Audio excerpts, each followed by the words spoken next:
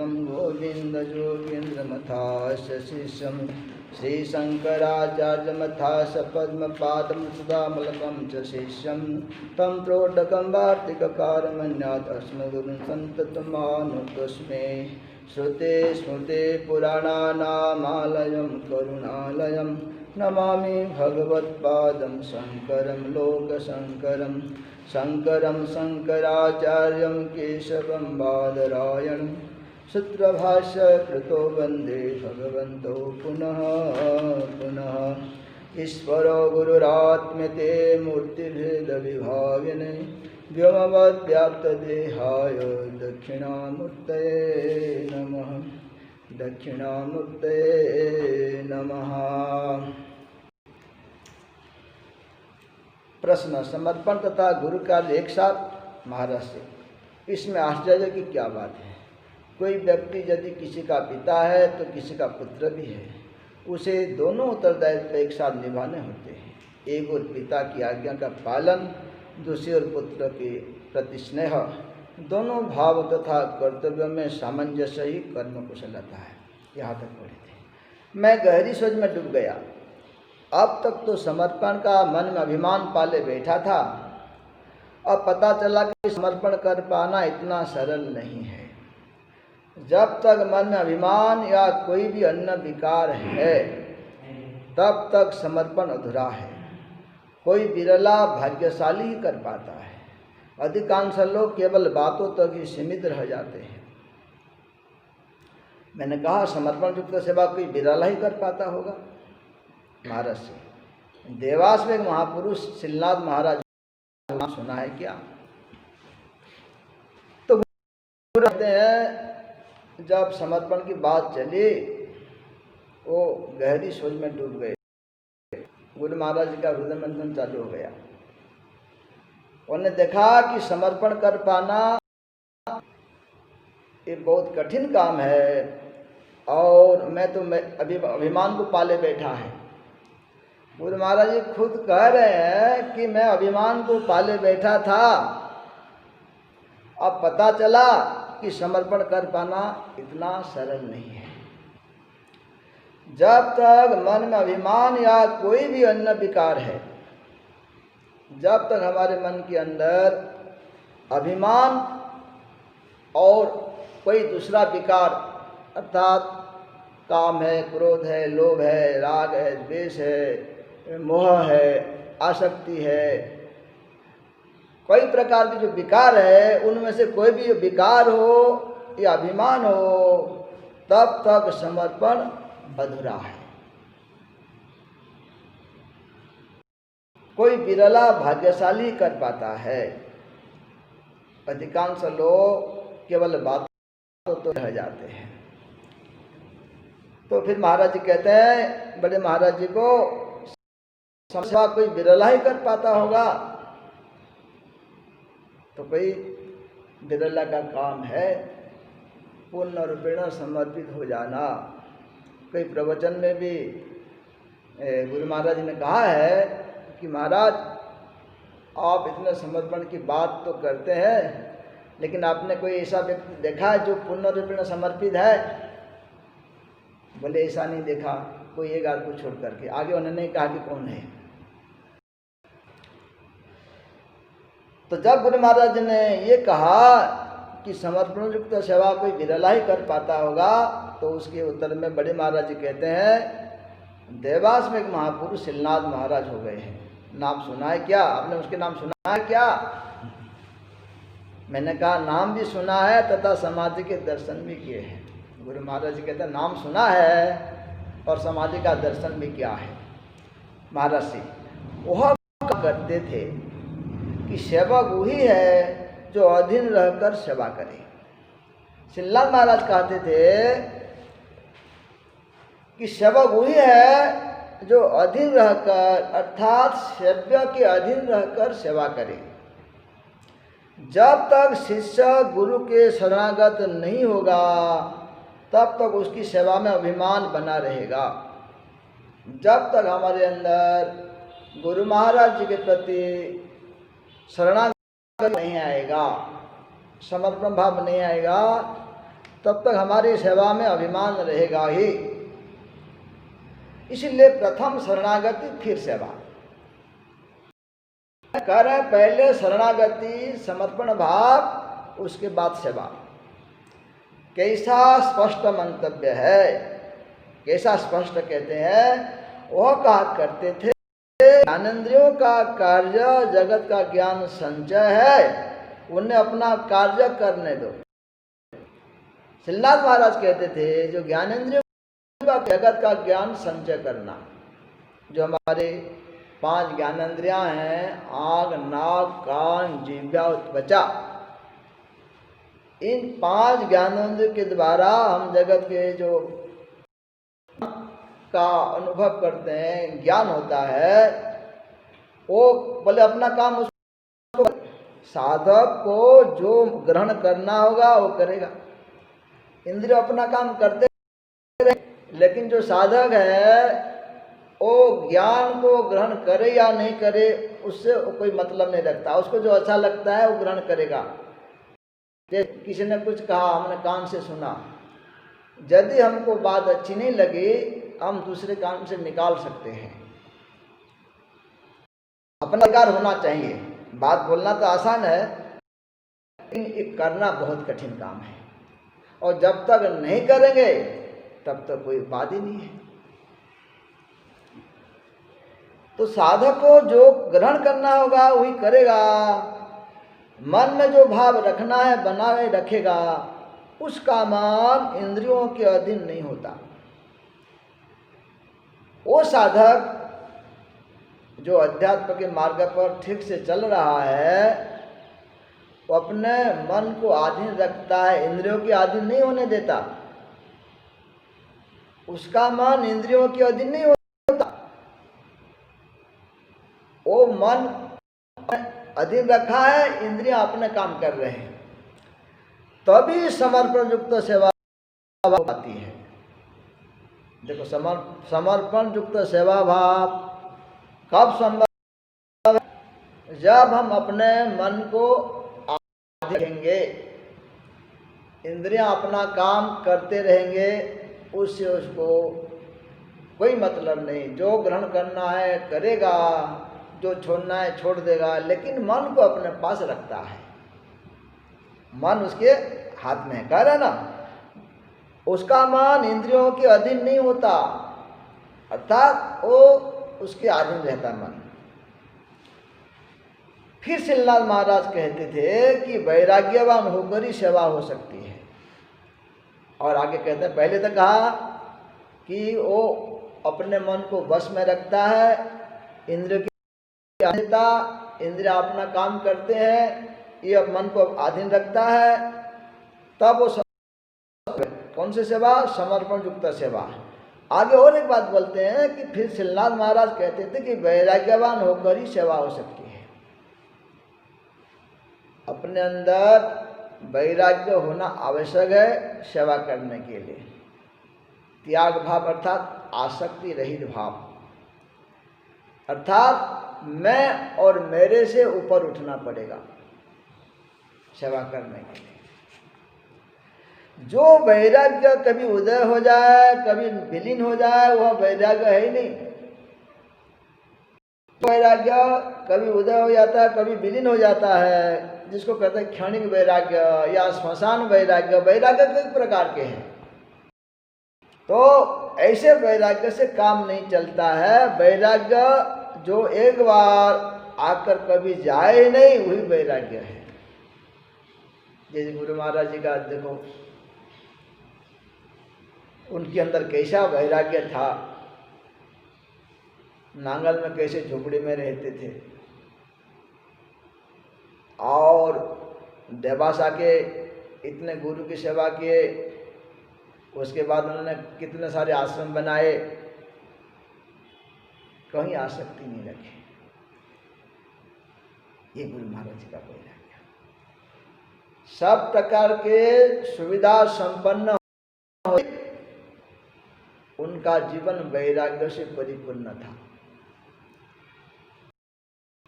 यहाँ जब कुछ व्यवस्था नहीं थी, गुरु महाराज जी कहते थे हमको, भाई एक बाल्टी पानी धूप में रख दो, जितने गर्म होता था धूप से उसमें स्नान कर। तो वैराग्य, जो वैराग्य एक बार आकर कभी नहीं, वही वैराग्य है। जिसके वैराग्य नहीं होगा उसके मन में कामना होगी। देखो दो बातें हैं, यदि हमारा वैराग्य है कामना नहीं रह सकती, कामना है वहां वैराग्य नहीं रह सकता। ठीक है, जहां सूर्य है नहीं रह सकता, और जहां अंधकार है वहां सूर्य नहीं है। कामना युक्त भाव कैसे निभा सकता है? जिनके अंदर अभी जगत की कामना है, नाना प्रकार की इच्छाएं हैं, वो सेवक भाव को निभा नहीं सकता। श्रीनाथ महाराज यह भी समझाते थे कि करते हुए मन में यह अभिमान कि मैं तो सेवा करता हूँ तथा जो नहीं करते उनसे विशेष हूँ, अच्छा नहीं है। देखो ये अपने मन में आ जाता है कि मैं सेवा करता हूँ, मैं अच्छा हूँ, विशेष हूँ। वो सेवा नहीं करता है, वो गलत बात है, उसको नीचा दिखाना, भले ये अच्छी बात, ये अच्छा नहीं है, ऐसा भाव सेवा को शून्य कर देता है। अर्थात हम जितना सेवा करते हैं, यदि वो भाव आ जाता है, हमारे सेवा पानी में गया, सेवा को शून्य कर देता है। तथा मन की मलिनता का कारण है, उससे मन मलिन भी होता है, जिससे जीव को अधिकाधिक जगत में धकेला जाता है। ऐसा भाव आ जाता है तो हम जगत की ओर चले जाते हैं। कैसी विचित्र लीला है, कुछ करो तो करने का अभिमान, कुछ नहीं करो तो नहीं करने का अभिमान। ये गुरु महाराज प्रवचन भी कहा करते थे, कुछ करो तो उसका अभिमान, कुछ नहीं करो तो उसका अभिमान। तो ये बात समझ में आती है, कुछ करो तो अभिमान कर सकते हैं, भैया मैंने किया, ये किया, कुछ नहीं करो तो उसका भी अभिमान। सम्मान, अरे मैं विशेष व्यक्ति हूं, मैं कुछ नहीं करता, मुझे कोई कुछ नहीं कर सकता। तो कुछ करो तो उसका अभिमान, कुछ नहीं करो तो उसका भी अभिमान।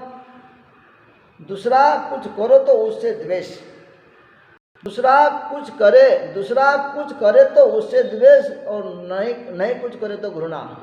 जो कुछ अच्छा काम करता है उसके प्रति हम द्वेष करते हैं, और जो नहीं करता उसके प्रति घृणा करते हैं। तो यह सब भले माया के ही रंग है, ये सब माया के रंग है कि कुछ करो तो उसका अभिमान, कुछ नहीं करो तो उसका अभिमान। जो कुछ अच्छा करता है उसके प्रति द्वेष भाव, और जो नहीं करता उसके प्रति घृणा भाव। ये सब भले माया के रंग है। फिर गुरु महाराज जी प्रश्न करते हैं, आपने क्या श्रीनाथ महाराज के दर्शन किए हैं? महाराज से, नहीं, मेरे यहाँ आने से पूर्व ही वह ब्रह्मलीन हो चुके थे। अर्थात जब गुरु महाराज जी बड़े महाराज जी देवास में आए, उसके पहले श्रीनाथ महाराज ब्रह्मलीन हो गए थे। फिर प्रश्न करते, आपको उनका कुछ अनुभव हुआ? देखो देखा तो नहीं, देखा नहीं, उन्होंने बता दिया, लेकिन उसके बाद प्रश्न करते, आपको कुछ उनका अनुभव हुआ? महाराज से, जब मैं धुनी संस्थान पर रहता था उस समय एक दिन धुनी के पास बैठे हुए दिखाई दिए, बोले कुछ नहीं। देखो ये ब्रह्मलीन होने के बाद, ब्रह्मलीन हो जाने के बाद विष्णुजी महाराज जी को, परम देव को, उन्होंने धुनी के पास बैठे हुए दिखाई दिए। वो कहते हैं ना, जो महापुरुष होते हैं उनका शरीर चला जाता है, वो तो रहते हैं। जिनके अंदर ऐसी योग्यता है, ऐसी दृष्टि है, वो दर्शन कर सकता है, और वो जिसको चाहे उनको दर्शन। फिर प्रश्न करते, क्या उनके बारे में और कुछ बताएंगे? गुरु महाराज जी भी अच्छी तरह की प्रश्न करते हैं बात को निकालने के लिए, क्या उनके बारे में और कुछ बताएंगे? हम अब तो वापिस आ गए हैं, और वह रहा सामने ही आश्रम का फाटक, आश्रम पर चलकर ही बात करेंगे। देखो इतना सब बातें, अभी तक जो बातें हमने पढ़ा है, कल भी पढ़े हैं, जहाँ घूमने जाते थे चलते चलते सब बातें करते थे। वहीं लिख दिया गुरु महाराज ने, कहीं लिखा है कि ये जो पुस्तक उन्होंने लिखा है तीनों भाग, बोले महाराज मुझे जो उनको घुमाने के लिए ले जाने का एक सेवा मिली, उसके कारण उनके साथ जो सत्संग हुआ उसकी कितने स्मरण शक्ति है। तो ने कहा देखो हम आश्रम के सामने आ गए हैं, दरवाजे के पास, चलो वहां बैठ के बात करेंगे। तो श्रीनाथ महाराज जी की बात आगे करते हैं। 14 नंबर, आश्रम पर जाकर हम बरामदे में बैठ गए। 4-6 अन्य लोग भी आ गए थे। महर्षि श्रीनाथ महाराज के बारे में बातें कर रहे थे। उन्होंने कहा महर्षि वैज्ञानिक संपन्न लोग चाहे आध्यात्मिक उपलब्धियों पर विश्वास न करते हो, पर जिसको यह लगन लगी हो तथा जिसकी अध्यात्म में कुछ परिस्थिति हो चुकी हो, वो इस आनंद को समझ सकता है। वैज्ञानिक लोग ऐसा कोई होंगे जो अध्यात्म को ज़्यादा नहीं मानते हैं, अध्यात्म की जो उपलब्धि पर उन्हें विश्वास करते हैं, किंतु जिनको लगन लगी है अध्यात्म में और अध्यात्म में उनकी कुछ परिस्थिति हो चुकी है, अर्थात मन स्थिर हो गया है, कोई इस आनंद को समझ सकता है। श्रीनाथ महाराज ऐसे अनुभव सिद्ध योगी थे जो तत्व सागर के काफी गहरे उतर चुके थे। तत्व के सागर, ज्ञान के सागर, ब्रह्मानंद में कहो, वो काफी गहरे उतर गए थे। बचपन से लेकर ब्रह्मलीन होने पर्यंत उनके जीवन का प्रत्येक क्षण आध्यात्मिकता को ही समर्पित था। बचपन से लेकर ब्रह्मलीन होने तक उनका पूरा जीवन अध्यात्म से परिपूर्ण था। जयपुर के राजघराने का परिवार संबंधित था, किंतु उन्होंने छोटी आयु में ही नाथ संप्रदाय में दीक्षा कर ली एवं अधिकांश समय एकांत में कर जीवन बिताया। केवल कौपीन धारण कर पहले भारत के विभिन्न प्रदेशों का देशाटन किया एवं ईरान, अफगानिस्तान तथा चीन में भ्रमणशील रहे। अंदर वैराग्य उदय हुआ। राजघराने से उनका परिवार संबंधित थे, सब त्याग करके केवल कौपीन मात्र धारण करके देशा भ्रमण में निकल गए। और कहाँ कहाँ उन्होंने घुमा है? ईरान, अफगानिस्तान और चीन। भारत में तो भ्रमण किए ही है, तो ये बाहर देशों में भी उन्होंने भ्रमण किया है। और आप जहाँ भी जाते थे प्राय वन प्रदेश में ही आपका निवास, जहाँ भी जाते थे गांव से दूर एकांत में। तो गुरु महाराज जी को यही पसंद था। गुरु महाराज जी ने जैसे बाबी आश्रम बनाया है, आसपास कुछ नहीं, छोटा सा गांव, बाद में वो जगह छोड़ दी, इसलिए वहाँ स्वास्थ्य के हिसाब से डॉक्टर की व्यवस्था नहीं करके जो साधन निलय है, इतना एकांत था। पहले कुछ नहीं था वहाँ, कुटिया भी कहाँ था, आसपास कुछ नहीं था, ये भी कहाँ था, कुछ नहीं था पहले। आप लोगों ने 30 साल पहले यहाँ कुछ नहीं था इस आसपास। तो जो महात्मा लोग होते हैं उनको एकांत प्रिय होता है। निर्जन स्थान में जहाँ आसपास कुछ गांव नहीं हो, घर नहीं हो, वहाँ वो मस्त रहते। तो प्रश्न करते हैं, प्रश्न, क्या श्रीनाथ महाराज ने गृहस्थ नहीं किया? महाराज से नहीं, वो इस प्रपंच में पड़े ही नहीं। तो फिर महाराज प्रश्न करते हैं, क्या गृहस्थ प्रपंच है? क्या गृहस्थी महात्मा नहीं हो सकता? महाराज से हो सकता है। तो कराम नामदेव, नरसिंह मेहता, कबीर सभी गृहस्थी थे, किंतु उन्होंने त्याग का भोग किया। उनका गृहस्थ नहीं था, साधना का अंग था। श्रीनाथ महाराज कबीर के बहुत भक्त थे। फिर प्रश्न करते हैं उनका साधन क्या था महाराज जी? वैसे तो साधन के कोई पक्ष अंग होते हैं, किंतु मुख्यतः वह नाद योगी थे। नाद योग जिसको कहते हैं हम, जैसे भक्ति योग है, कर्म योग है, ऐसा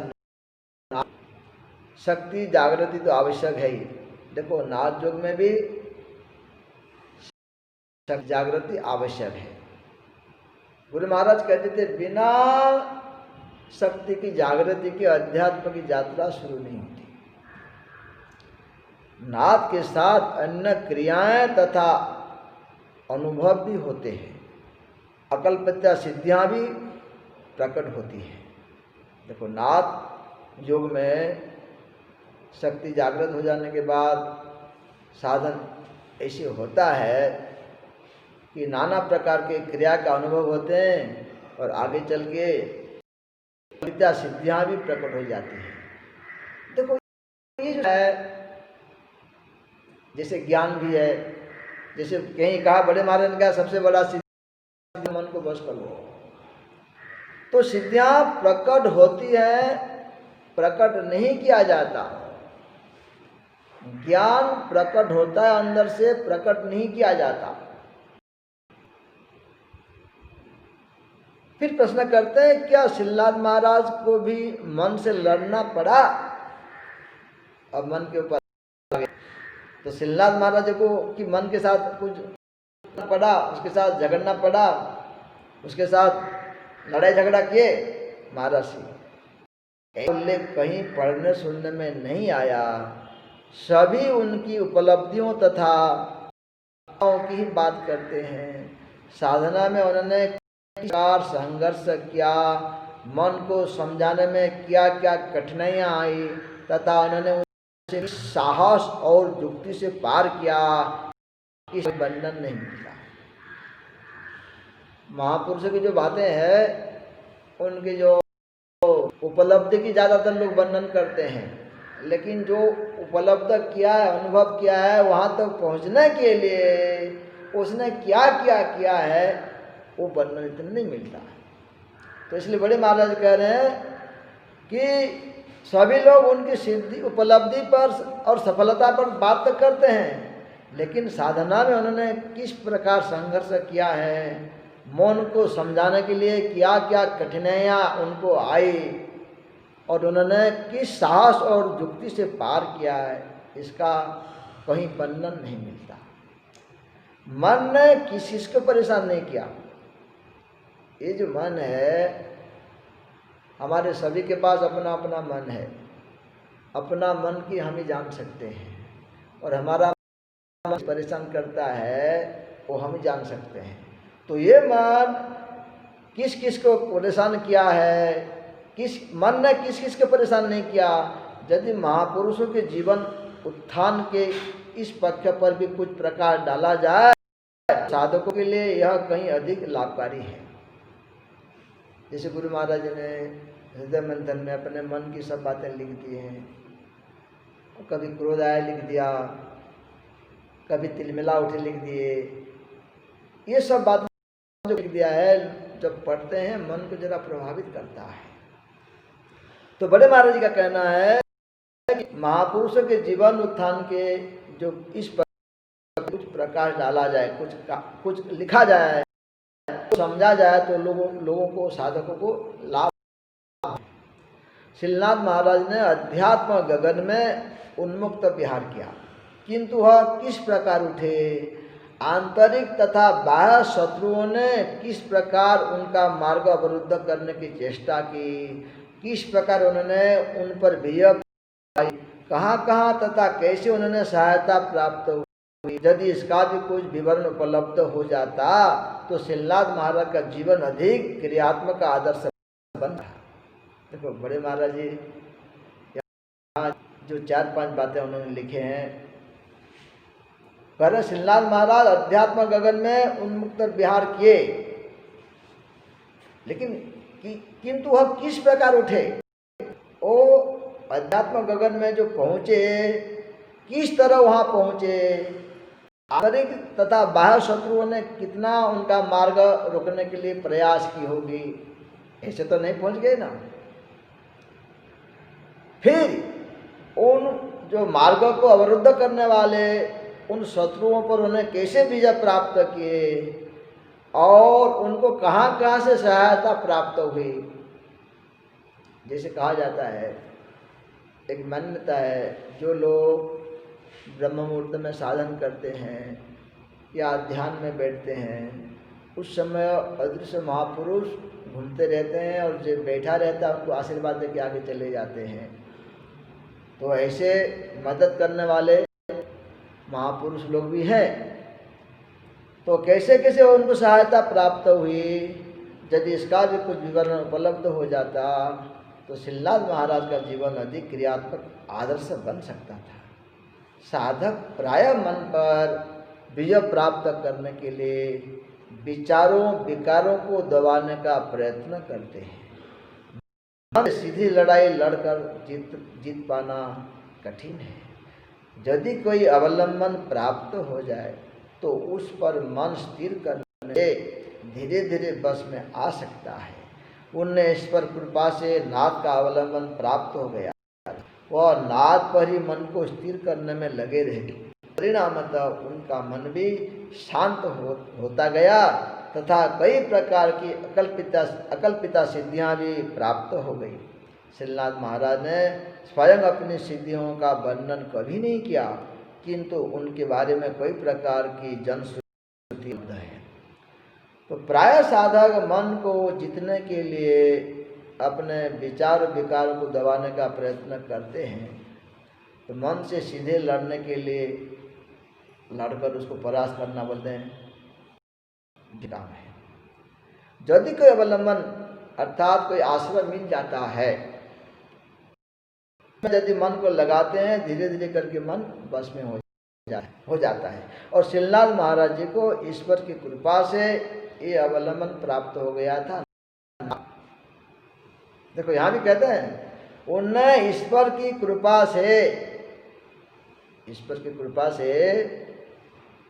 अवलंबन प्राप्त हो गया था और उनका जो मन है धीरे धीरे करके उसमें लग करके गया और शांत हो गया तथा कई प्रकार की अकल्पिता सिद्धियां भी प्राप्त हो गई। देखो मन की चंचलता समाप्त होने के बाद ही आगे की बात है। उनका मन शांत हो जाने के बाद धीरे धीरे करके ये सिद्धियां प्रकट हुई। किंतु बोलते हैं इसके बारे में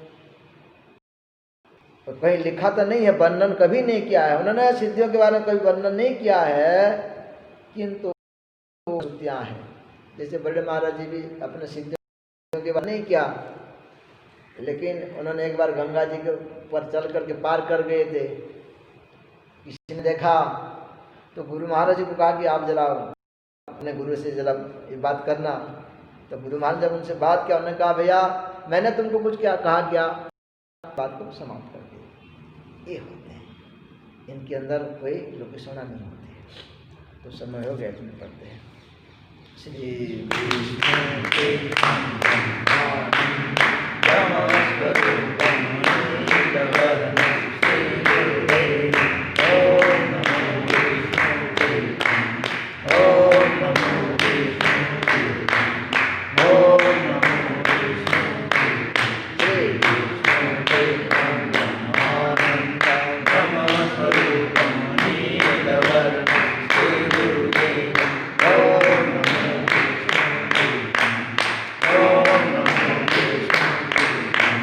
Oh